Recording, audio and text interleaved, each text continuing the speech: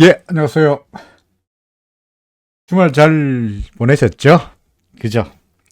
이번에는 설마, 이번 주말은 설마 잘못 보내지지는 않았으리라고 생각이 됩니다. 그죠? 금요일 날 미국 주장이 많이 올랐기 때문에.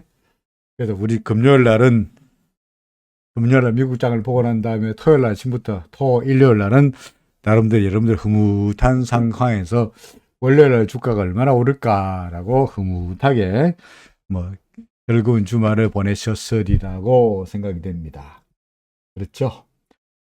아, 오늘 그 이야기를 시작하기 전에 여러분들에게 오늘도 뭡니까, 환율이 나오는 그 세계 외환시장, 국제 외환시장의 모니터부터 먼저 보여드립니다. 할 이야기가 좀 있거든요. 그죠? 이제 이게 환율 나오는 건데, 유로 0.98 뭐입니다만 옌 이야기 하고 싶은 거죠. 그죠? 옌 이야기. 지금 옌이 어떻습니까? 148.98 이렇잖아요. 얼마 전에 우리가 보기로 얼마까지 갔으면 여기가 옌이 152까지 갔었죠. 그죠? 그죠? 152까지 갔었는데 어느 순간에 갑자기 149까지 149 수준까지 엄청나게 떨어져 있습니다. 이게 이제 예나 차트입니다. 이게 옌 차트인데, 옌 달러인데 30분짜리 차트예요. 30분짜리. 잘 보면 이게 150이 아니군요. 151.942까지 갔군요. 151.942까지 갔습니다. 언제냐? 10월 21일 날 우리나라 시간으로 밤 10시쯤이었습니다. 밤 10시쯤에 금요일 날이죠. 그죠? 금요일 날 10월 21일 날 금요일 날 우리 시간으로 밤 10시쯤에, 그러니까 뉴욕 시간 아침 시간입니다. 그죠? 뉴욕 아침. 뉴욕 시간으로 아침 시간 9시였는데 뉴욕 아침 9시까지는 계속 올라가다가 그때도 갑자기 금요일 날 아침 뉴욕 시장 아침에 개장하고 이제 도쿄는 해장되고 우리가 밤 시간에 와장창창창 빠져가지고 147.5원까지 처박혔고요. 이후에 반등했다가 갑자기 또 장장장장 처박혀가지고 무려 145.47까지 갔다가 최근 다시 한번 반등해가지고 현재 한 149 수준까지 왔습니다. 그러니까 처음에 152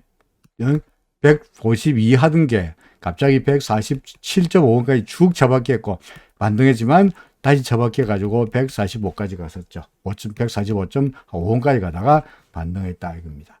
이게 왜 떨어졌을까? 왜 떨어졌을까? 이유 있나요? 없어요. 갑자기 일본의 금리를 올렸더라거나, 그죠? 갑자기 일본의 금리를 올렸더라거나, 갑자기 미국이 달러 금리를 내렸더라거나, 갑자기 일본의 국제 수지가 갑자기 흑자로 와장창 엄청난 흑자가 발표됐다거나, 뭐 BOJ가 이때까지 소위 일드 커브 컨트롤 YCC 일드 커브 컨트롤 전략.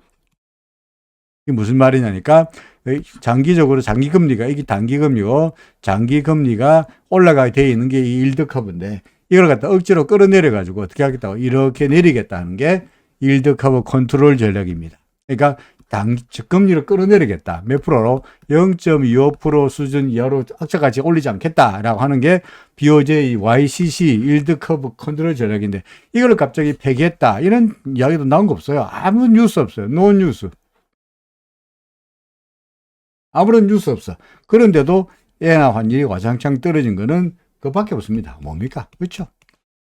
일본은행이 외환시장에 개입한 것밖에 없습니다. 더구나 시장이 그다지 활발하지 않을 때 금요일 날 오전 중에 아침에 갑자기 급습해가지고 엔화 환율을 와장창 떨어내렸죠. 시장에서는 현재 루머가 돌기로 아마도 한 300억 달러 정도를 처박았다. 300억 달러를 팔았다. 뭐 이런 이야기가 나옵니다. 300억 달러면 말이 300억 달러이죠. 그죠? 얼마나, 우리 돈으로 대략 한 40조 정도 되는 돈입니다. 우리나라 원화로. 그죠? 우리나라 돈 한 40조 되는 돈입니다. 맞나? 그렇지. 40조 좀 되는 돈입니다. 무지무지하게 많은 돈입니다. 이걸 갖다가 시장에다가 처박아가지고, 40조를 처박아가지고 엔화 환율을 떨어뜨렸죠. 그만큼 일본은행이 엔화에 대해서는 급박하다. 그런 이야기입니다. 물론 제가 내내 주장하기로 이래봤자 일본 은행들이 이래봤자 별볼일 없다. 그죠? 별볼일 없다. 그래 봤자 뭐 금방 다시 뭡니까? 반등할 거다. 뭐 이런 이야기입니다. 자, 그 다음에 또 하나가 오늘 뭐 일본은 일본 그렇고요. 지금 형수님 말씀하신 것도 그렇습니다만은 홍콩 시장이 그죠? 쌍해 시장도 그렇고 중국 시장도 그렇고 중국도 그렇고 홍콩도 그렇고 거기에 특히 홍콩 같은 경우에는 마이너스 5.7% 이상 떨어졌습니다. 폭락했습니다. 이 이유가 뭘까요? 그죠? 얘기입니다.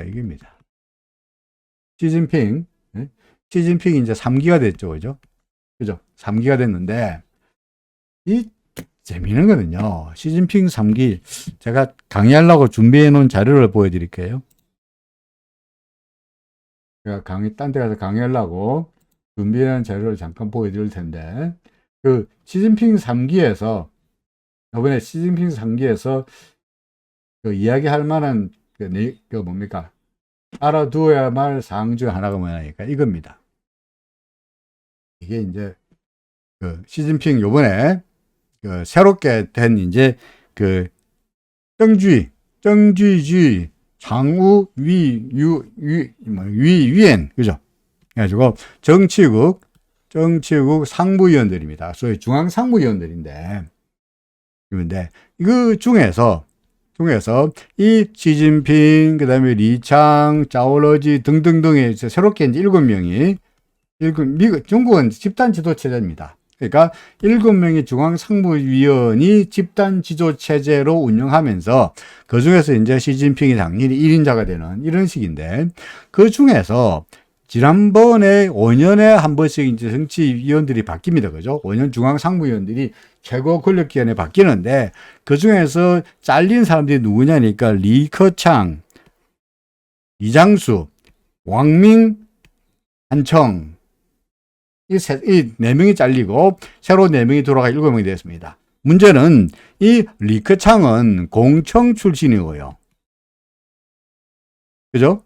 그 다음에 이 사람은 이런 리천수는 시진핑 시지아진 출신입니다만 왕밍은 상하이방 샹하이방 출신이고 그리고 샹하이방 출신입니다. 이게 무슨 말이냐니까 전부 다 이 공청이라는 이야기는 나름대로 개혁주의자인 사람들이에요.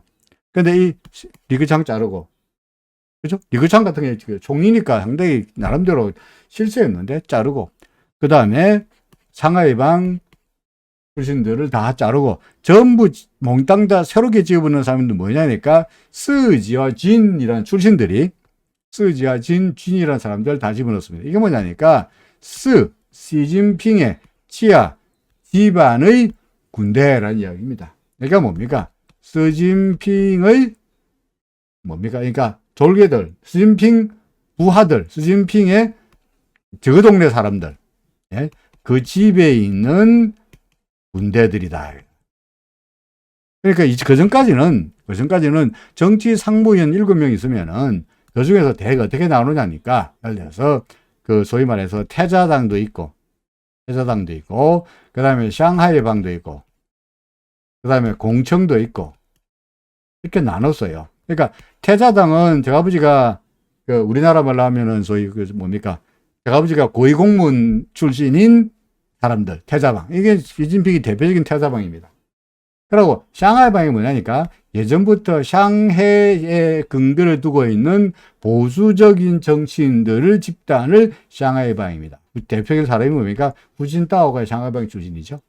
공청, 이는 이제 공산당 청년이니까 우리나라도 청년이면 다소간 진보적입니다만은 역시 중국도 공청이면은 상당히 진보적인 나름대로 약간 혁신적인 그런 사람들이죠. 그러니까 태자당과 샹하이는 보수적인 측면이고 그 다음에 이쪽은 다소간 진보적인 뭐 중국이래 진보라 해봤자 크게 진보긴 하겠습니까만 어쨌든 간에 그래도 나름대로 보수와 진보의 균형을 가지고 있는 이런 쪽에 7명의 상무위원들을 만들어 놨는데 지금은 어떻게 했습니까? 다 자르고 전부 저거 편이에요. 몽땅 다 저거 편이에요. 그래서 그로 인해 가지고 시진핑의 권력이 상당히 강화되었다 라고도 설명할 수 있지만 그죠? 시진핑의 권력이 엄청 강화되었다. 이제는 이제 뭐 반대할 세력도 없다가 되기도 합니다만은 반대로 이야기한다면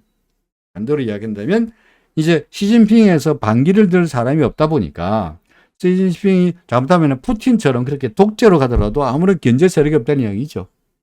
그래서 홍콩 같은 경우에는 가뜩이나 처음에는 본래 중국이 홍콩을 접수할 때만 하더라도 일국양제, 두 나라의 자본주의 경제하고 사회주의 경제하고 따로따로 일국양제 체제를 하겠다라고 하더니 어느 점점 말을 바꿔가지고 지금 어떻게 되겠습니까? 이제 완전히 거의 공산당 쪽으로 가는 쪽으로 가고 있잖아요. 그죠? 그러니까 더구나 뭐 규제하고 이런 쪽으로 공산당 사회주의 쪽으로 가다 보면은 아무래도 홍콩 같은 경우에는 이때까지 영국의 시야에서 자유스러운 경제활동을 유지하던 분위기가 더구나 시진핑이 이제 강력한 독재 체제를 차지하면서 더구나 앞으로 앞길이 험난할 것 같다라는 게 홍콩 주가가 그다지 좋지 못하는, 그죠? 좋지 못하는 그런 뭡니까? 그때 것 같고요. 네? 홍콩, 그러니까 경제 앞으로 앞날이 험난해 보인다는 것 때문에 홍콩 주가 떨어진 것 같기도 하고요. 또 하나는 뭡니까? 그로 인해 가지고, 그죠? 항생 같은 경우에 또 하나 뭐냐니까. 근데 오늘 중국의 GDP가 3%로 발표했습니다. GDP 성장률이, 그죠? GDP 성장률이 3%라고 발표됐습니다. 그러다 보니까 봉성 우리가 그전까지는 중국 경우에 과거에 처음에 중국에 갈 때 무슨 이야기 했느냐? 빠오빠예요. 빠오빠. 이거 뭐냐니까 8% 경제 성장률 유지해야 된다라는 게 어느새 빠오 7, 그전에는 빠오 지우드였었어요. 9% 성장률 유지하자가 8% 성장률 유지하자. 그러다가 어느새 빠오 7% 성장률이 유지하자. 그러다가 빠오 리우 6% 성장률이라도 지키면 좋겠다. 지금은 빠오 우도 아니고 빠오 스도 아니고 빠오 산 이제 3%밖에 안 된다 이거죠. 물론 코로나 때문이긴 합니다만은 전반적으로 중국의 경제 성장률도 추락하고 있고 시진핑이 계속적으로 그 제로 코로나 정책을 통해 가지고 마비하고 있고요. 더더구나 이번에 새롭게 이제 경제 수장들이 새로 나왔는데 리커창 잘렸죠. 그다음에 인민위원장 리강이라는 분이 있습니다. 리강 이 사람 잘렸죠. 부총재 인민위원회 부총재 잘렸죠. 다 잘렸습니다. 새로 이번에 경제수석으로 임명될 사람이 누구냐니까 상하이에서 락다운을 사람들 나가지 마라. 지난번에 얼마 전에 코로나 때 상하이를 락다운 시키는 바람에 상하이 경제가 엉망이 되었던 게 만들었던 그 책임자입니다. 그러니까 제대로 코로나에 대한 대처를 잘 못하고 일단 코로나 걸렸다고 문 걸어 잠그고 사람들 밖에 나가지 말라 그러고 완전히 사람들의 행동을 제약하는 바람에 경제가 엉망진창이 되게 만들었던 사람이 이번에 경제 자리에 수석으로 올라왔으니 앞으로 앞날이 깝깝하다 등등 이유로 홍콩의 주가가 상하이 주가가 그다지 좋지 못했다 이렇게 설명할 수 있을 것 같습니다. 앞날도 결국은 이제 정치하고 경제하는 게 상당히 좀 분리되는 것이긴 합니다만은, 그리고 정치적인 요인이 주가에 미치는 영향은 일시적이라고 생각되긴 합니다만은, 현재 돌아가는 꼴을 보니, 그죠? 돌아가는 꼴을 보니, 그다지 중국의 앞날이 당장에는, 특히나 중국 정치 같은 경우에 당장에는 앞날이 썩 좋아 보이지 않는다. 이런 생각이 들기도 합니다. 자, anyway. 어떻게 됐든 간에 오늘 주가는 올랐습니다. 그죠? 미국의 주가가 올랐으니까 우리나라 주가는 올랐습니다. 네, 좋죠? 근데 재미있는 거는요.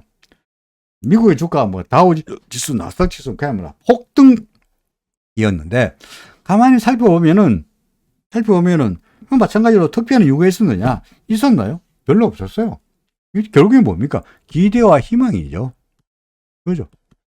무슨 희망? 이번에는 0.75 11월 달에는 0.75 올리겠지만 혹시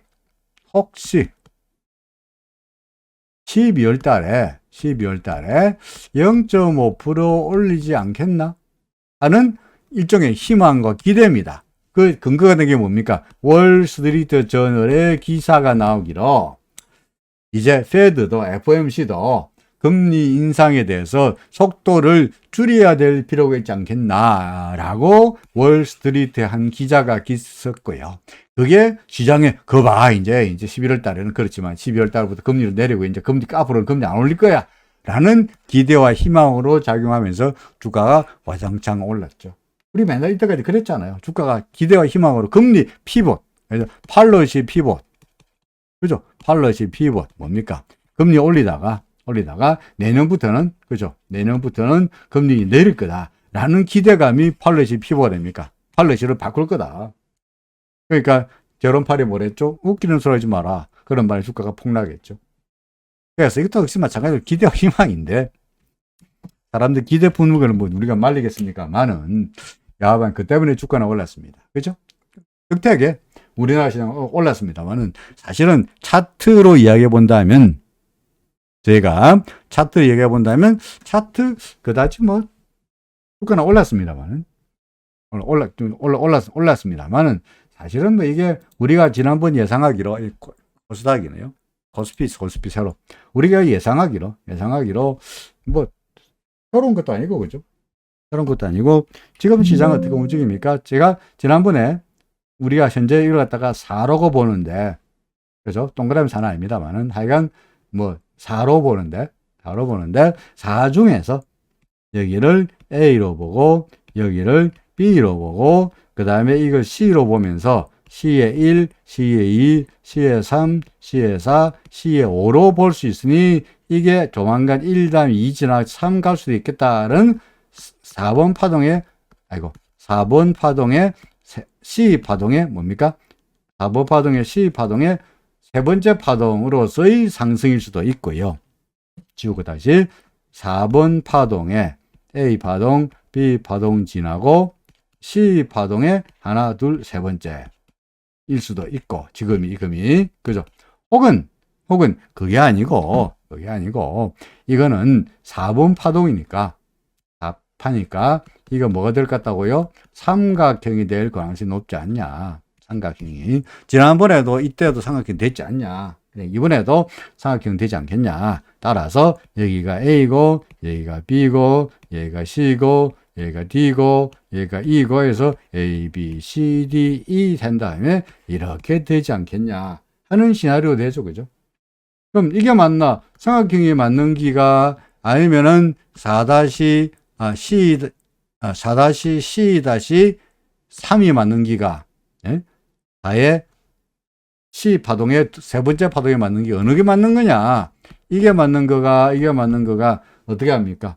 요 위에 저항선이 뚫리면 이게 맞는 거고, 밑으로 내려가면 이게 밑으로 내려가 버리면은 이게 맞는 거죠, 그죠? 지금은 어차피 그 안에서 왔다리 갔다리 하는 거니까 그게 뭐 이것도 어느 한쪽이 일방적인 승리라고 말할 수 없습니다. 다만 우리는 내내 주장하기로 우리는 무슨 심증이거나, 그죠? 감이거나, 필링이거나, 느낌이거나, 그죠? 이런 거 다 무시하죠, 그죠? 뭐만 가지고 거래합니까? 오로지 심증이 아니고 물증에 의해서 거래합니다. 물증에 의해서. 그죠? 물증에 의해서 거래합니다. 따라서 물증에서 아직까지 RSI가 아직까지는 매수 신호가 나타나고 아직은 올라간다고 하고 있으니까 계속 기다리고 있는 거죠. 그러니까 왔다 갔다 하지만 현재로서는 RSI에서 다른 이야기를 하고 있지 않으니까 올라갈 거다. 여전히 주장합니다만은 기준선은 내려오고 있으나 어차피 우리는 전에도 그랬듯이 RSI가 매수 신호가 나타낼 때마다 최소한 지가 기준선 근처까지는 미니멈 가졌으니까 이번에도 기준선 근처까지는 갈 수 있지 않겠냐. 여전히 2300에 대한 기대감은 아직도 유효하다. 그죠? 아직도 유효하다. 2300 기준선에 대한 기대감은 꼭 정확하게 2300은 아니겠습니다만은 오늘의 기준선은 2278로 내려왔네요. 그죠? 그러니까 2300은 아니겠습니다만 약간 최소한 기준선 근처라도 한번 가고 나서야 그 다음에 가서 뭐 조정을 보이든 말든 하는 거지. 아직은 더 기다리고 조정을 보일지 않을지 어찌 않어. RSI가 팔라 그러면 한다. 아니면 기준선 근처까지 간 다음에 움직임을 보자. 아니면 아래 위로 줄을 끊어 놓고 이 삼각형 위에서 위로 올라가면 계속 가는 거고 밑으로 뚫리면 가는 건데 위도 아니고 밑으로 아니고 아래 사이도 아무것도 아니고 신호도 그대로 유지되고 있고 그러니까 오늘 주가가 올랐다 그래가지고 야 앞으로도 올라갈 거다. 아니면 주가가 올랐으니까 이제는 끝났다. 이제 내일부터 내려갈 거다. 라고 어느 한쪽으로 일방적으로 말할 수 있는 상황은 아니다. 뭐 그냥 삼각형이니까 또는 내지는 4번 파동이니까 그러려니 하고 있으면 되는 거죠. 그죠? 4번 파동이면 그러려니 하고 있으면 되는 겁니다. 예. 그래서 교수님 질문에 홍콩 위에 박살났느냐? 그건 제가 설명한 대로 중국의 정치적인 상황으로 인해 가지고 홍콩이 아무래도 앞으로 여러모로 행동에, 기업 활동에, 경제 활동에 제약이 좀 더 심해지지 않겠냐 하는 우려감 플러스 중국의 경제 성장률이 3%로 추락했다. 그죠? 3%로 추락했다. 이런 것들이 이제 시장에는 악재로 작용했다. 이렇게 말할 수 있습니다. 어디 중국 한번 찾아볼까요? 중국 여기 있군요. 시진핑 3기 우려 있거든요. 시진핑 3기 우려에 그죠? 홍콩 증시가 6% 폭락했다. 그런 이야기죠. 그죠? 뭡니까? 그래서 시진핑 1인 체계가 출범했다 그러고 그다음에 제로 코로나 정책 아까 말씀드렸듯이 그 시진핑에서 그걸 받은 소위 말해서 경제에 이제 총책임자를 맡은 사람이 과거에 상하이 시절에서 그죠? 제로 코로나 정책을 밀어붙여 가지고 경제를 엉망으로 만들었던 사람이니까 이런 사람이 계속적으로 경제를 맡는다면 별벌이 없다. 그 다음에 여기 있네요. 중국의 3분기 경제 성장률이 3.9%로 시장 예상보다 높았습니다만은 여전히 성장률이 3%대라는 이야기는 그죠? 3%다는 이야기는 중국의 경제 성장률 3%라는 이야기는 참으로 깝깝하다는 이야기죠. 이런 것들이 홍콩 시장의 약세를 촉발했다. 이렇게 설명이 됩니다. Anyway, 우리 시장은 뭐 그 안에서 왔다 갔다 하는 움직임이 아직까지 나타나고 있으니까 여전히 우리는 4번 파동의 어딘가를 가고 있다라고 말할 수 있습니다. 코스닥도 마찬가지입니다. 그죠? 코스닥도 이거는 코스피 같은 경우에 뚜렷하게 삼각형으로 가는 조짐이 보입니다. 줄을 이렇게 꺼서 그렇게 보일지 몰라도 그림상으로 보더라도 예를 들어서 이렇게 가고 이렇게 가는 게 그야말로 그럴싸한 삼각형으로 흘러가고 있는데 코스닥 같은 경우에는 삼각형이라고 말하기는 좀 약간 모자라죠. 그죠? 삼각형이 좀 이게 밑으로 더 내려와가지고 이게 더 내려왔다가 이렇게 되면은 모르겠는데, 그죠? 이런 모르겠는데, 더 내려가서 응주주음하게 여기서부터 올라갔으니까, 삼각형으로 말하기는 좀 애매한 모습이긴 합니다만은, anyway, 그래도, 마찬가지로, 크게, 일종의 박스권 내지는, 굳이 말한다면, 사각형 패턴 안에서 왔다 갔다 하는 그런 양상이지 않겠냐라고 생각이 됩니다. 그러니까, 아직까지는 어느 한쪽이라고 말하기는 어렵다 하는 이야기고요. 간밤에, 금요일 날 해외 증시를 본다면 나스닥 지수 여전히 이건 적용하고 있죠. 뭡니까? 주가는 떨어지고 있는데 RSI는 시장의 에너지는 올라가고 있어서 다이버전스 주장하고 있으면 이게 다이버전스 인해 가지고 꾸역꾸역 올라가고 있죠. 그죠? 올라가고 있죠. 다만 다이버전스를 나타내는 기간이 이 정도 되니까 이 정도 기간상으로 봐서 이거하고 비슷한 기간으로 본다면 요 며칠 좀 더 올라가다가 다시 밀리지 않겠나라고 생각되긴 합니다만은 anyway RSI가 매수신호로 나타난 다음에 결국은 얘가 기준선 근처까지 갔죠. 그죠? 그 다음 목표는 뭡니까? 이제 구름 근처까지 가면 더 좋겠다인데 그 이상 올라가기에는 부행 스페인이 캔들과의 저항도 예상되니까 그 이상 올라가기에는 버거워 보이지 않겠나 하는 정도. 그죠? 마찬가지로 필라델피아 반도체 지수도 마찬가지로 주가는 겉으로 보기에 떨어지고 있는데 뭡니까? RSI는 올라가고 있고 따라서 다이버전스가 나타나고 있고 RSI 매수 신호가 결국은 기준선 근처까지는 갔고 이제 그 다음부터는 욕심상으로 그 다음부터는 혹시 구름 근처까지라도 가볼 수 있지 않겠냐. 그러기에는 또 부행 스페인이 좀 걸리니까 그 위로 올라가기에는 좀 어렵지 않겠나 하는 이야기입니다. 달러의 원화 환율 엔화가, 그죠? 엔화가 계속적으로 말씀드리기로, 엔화는 150을 살짝 넘어갈 수는 있겠지만, 일본은 막을 자가 없으니, 나갈 자가 없으니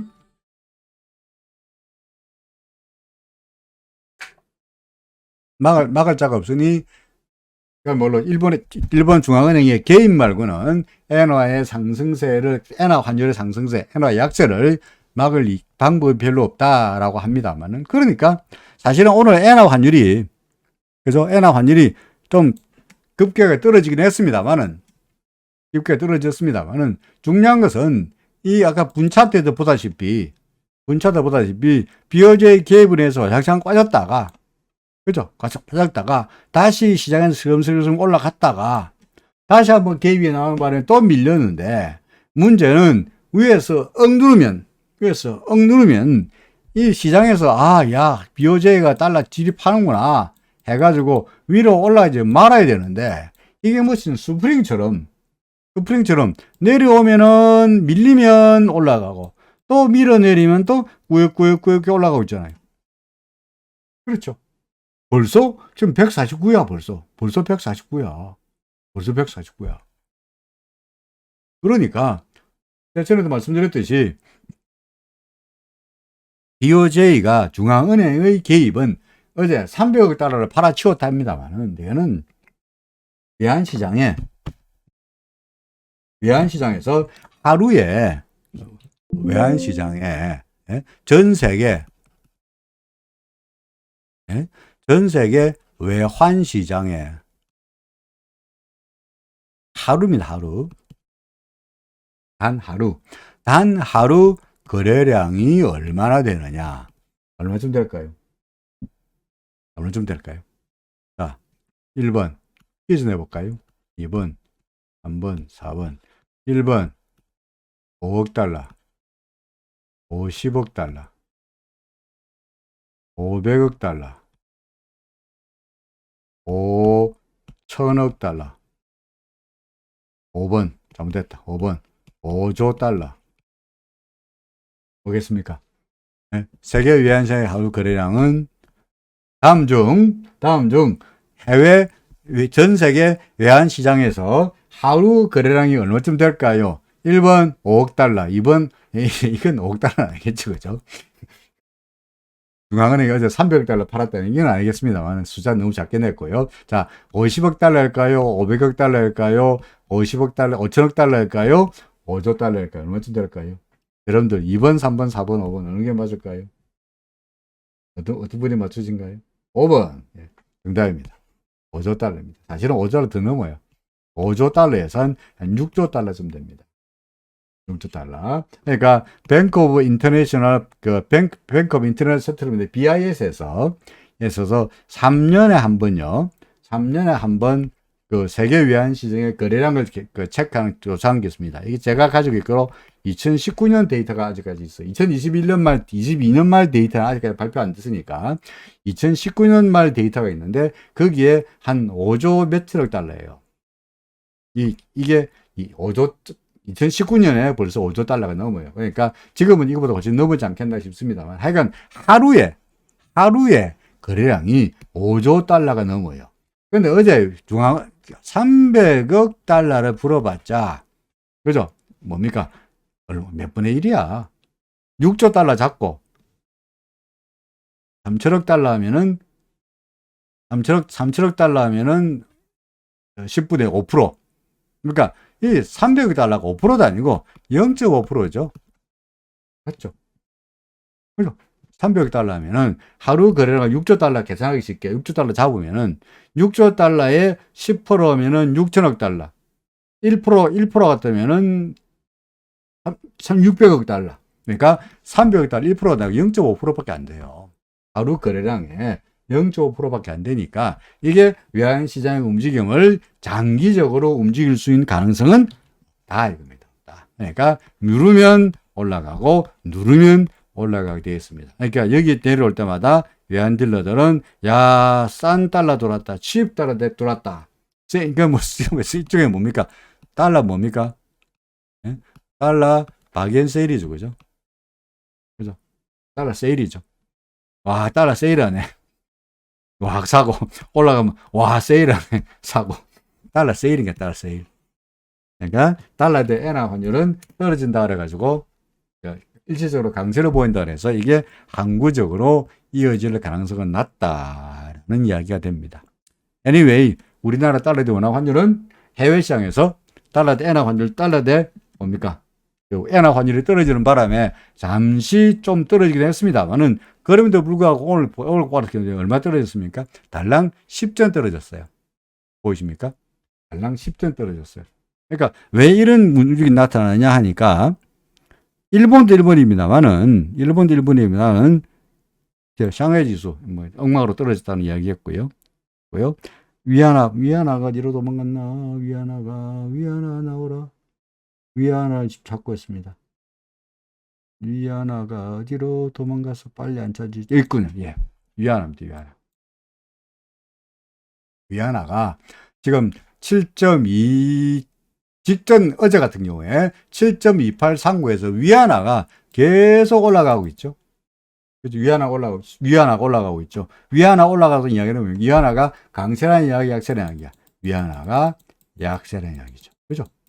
위안화 환율이 올라가고 있다는 얘기는 위안화가 약세라는 이야기입니다. N으로 말한다면 엔화가 150 이상 올라가고 있다는 이야기가 비슷한 거죠. 그러니까 엔화는 약간 비호재가 억지로 개입하는 바람에 엔화가 일시적으로 강세로 보였지만 평가 절상이 됐지만 위안화가 계속적으로 평가 절하가 되고 있는 상태에서 우리나라 달러 대 원화 환율이 혼자서 엔화 환율이 떨어진다 그래서 우리나라 달러 대 원화 환율도 와장창 떨어지기에는 역부족이 되죠.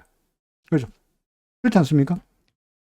그러니까 엔화가 일시적으로 평가 절상됐죠. 그죠? 뭐 때문에? 개입 때문에. 그러나 위안화는 계속적으로 평가 절하되고 있는데, 그죠? 위안화는 평가 절하되고 있는데, 이런 상황에서 우리나라 왜 이런 게 뜹니까? 우리나라 원화가, 그죠?